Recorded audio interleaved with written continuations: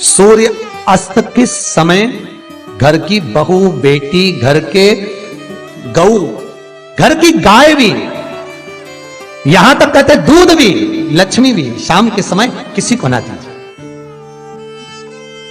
बहू बेटी भी किसी के यहां शाम के समय ना जाए।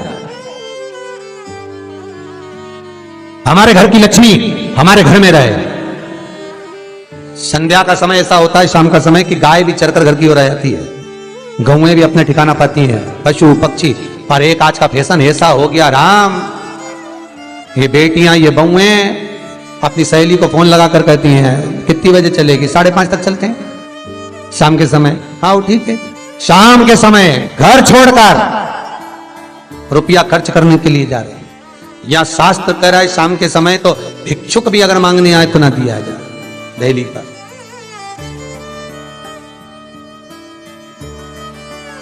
घर की लक्ष्मी, घर की बेटियां, घर की बहुएं घर में स्थिर हो, घर में स्थिर।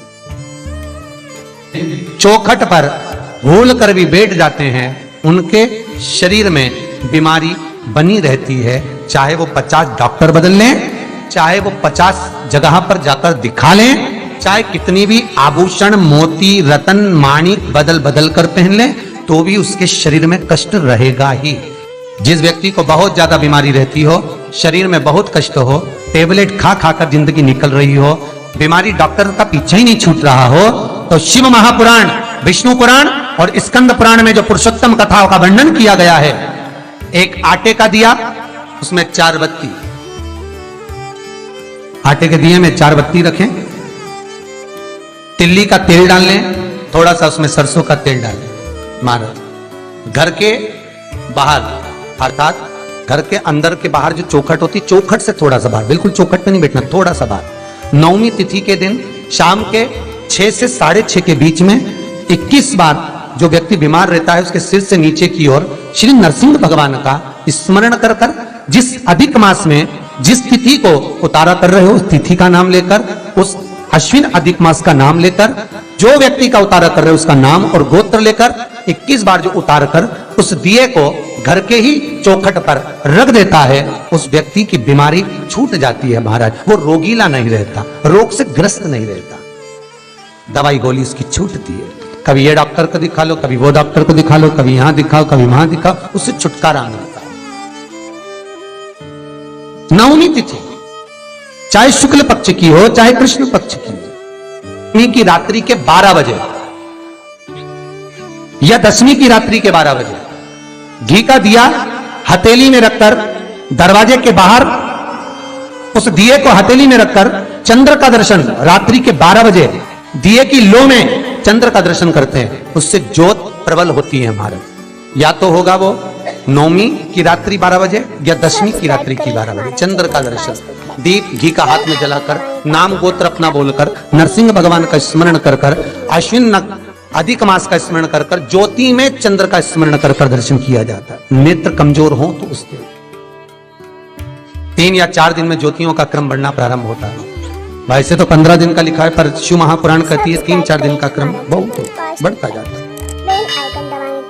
प्रबलता की हिंदू धर्म में शास्त्र प्रमाणित कहता है महाराज, तुलसी का दल, बेलपत्र, दुर्वा, शमी का पत्र अगर नख से तोड़ दिया जाए तो भगवान को समर्पित नहीं हो। शिव महापुराण तो यहां तक कहती है कि कोई से भी महीने में, कोई सी भी घड़ी में, कोई से भी पल में अगर आपने नख से कोई सामग्री तोड़कर भगवान को समर्पित करी है, भगवान उसको स्वीकार नहीं करता, स्वीकार नहीं करेगा।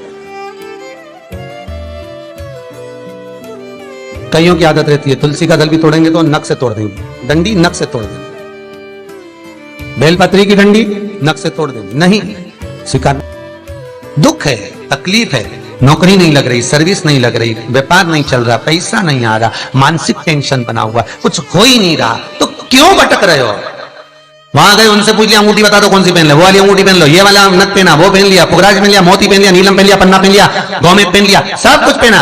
अब एक बार सब कुछ पहन लिया, सारे तरह के कपड़े बदल लिए, सारे बाबा जोगी बदल लिए, सारे देवता बदल लिए, घर की डिजाइन बदल ली, बाथरूम इधर का इधर बना दिया, सीढ़ी तोड़कर इधर लगा दी, पानी का टैंक उधर बना लिया, सारी दुनिया में घूम आए, उसके बाद भी सुख नहीं मिला, तो एक बार शिवरात्रि का भी उपाय कर देखना।